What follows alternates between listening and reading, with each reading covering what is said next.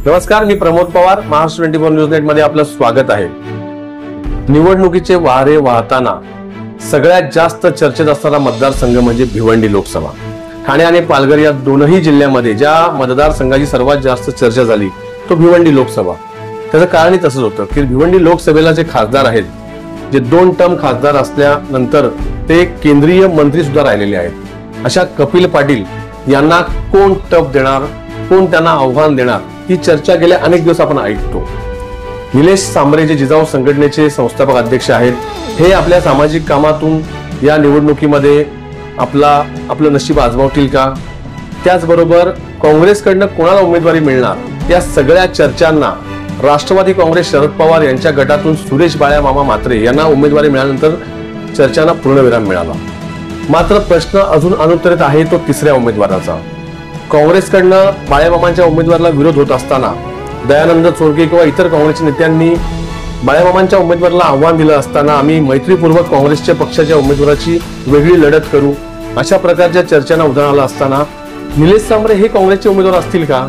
निलेश सांबरे यांना राष्ट्रवादीने उमेदवार घोषित केल्यानंतरही काँग्रेस उमेदवारी देईल का, हा प्रश्न देखील अनेकांना पडलेला आहे। यापूर्वी निलेश सांबरे यांचे समर्थक सांगायचे की निलेश सांबरे यांना बीजेपी तिकीट देणार आहे, कपिल पाटील यांचा तिकीट कापून निलेश सांबरे बीजेपीचे उमेदवार असतील, अशा प्रकारची ही चर्चा या ठाणे पालघर जिल्ह्यात रंगली होती।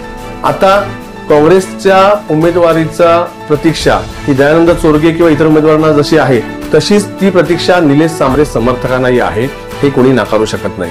पण एवढ्या संघर्षाच्या काळामध्ये एकत्र आलेल्या महाविकास आघाडीमध्ये अशा प्रकारे भिवंडी लोकसभेसाठी फूट पडेल का, हा देखील प्रश्न आहे। आता निवडणुकीचा प्रचाराला रंग चढला आहे, सगळेच उमेदवार प्रचाराच्या रिंगणात आहेत। कपिल पाटील यांचा भारतीय जनता पक्ष असेल, राष्ट्रवादी काँग्रेसचे बाळ्यामामा म्हात्रे असतील किंवा जिजाऊ संघटने निलेश सांबरे असतील, हे तिघेही प्रचारामध्ये आघाडीवर आहेत। निलेश सांबरे हे काँग्रेसचे प्रबळ उमेदवार असतील किंवा कपिल पाटलांसमोर कडवं आव्हान उभं करतील हे सगळ्यांनाच वाटलेलं।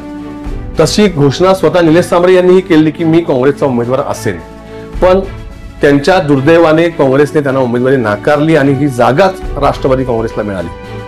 त्यामुळे निलेश सांबरे हे अधिकृत पक्षाचे उमेदवार असतील या चर्चा बंद झाल्या। आता निलेश सांबरे उमेदवारी लढवतील की नाही, लोकसभा लढवतील की नाही, हा प्रश्न लोकांना पडलेला आहे।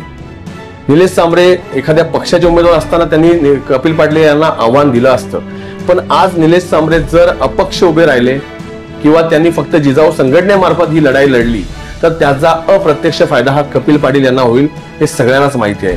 निलेश सांबरे हे या निवडणुकीत स्वतः रिंगणात असतील की निलेश सांबरे स्वतः माघार घेऊन त्यांच्या बहिणीला मोनिकाताई पानवे यांना उमेदवारीच्या रिंगणात उभे करतील, हा प्रश्न सर्वांसमोर आहे। आम्हाला मिळालेल्या विश्वसनीय सूत्रांच्या माहितीच्या आधारावर आम्ही सांगू शकतो की येत्या काळामध्ये निलेश सांबरे या निवडणुकीतून काढता पाय घेऊन त्यांच्या संघटनेचा दुसरा एखादा उमेदवार किंवा त्यांची बहीण मोनिकाताई पानवे यांना निवडणुकीच्या रिंगणात उतरवतील।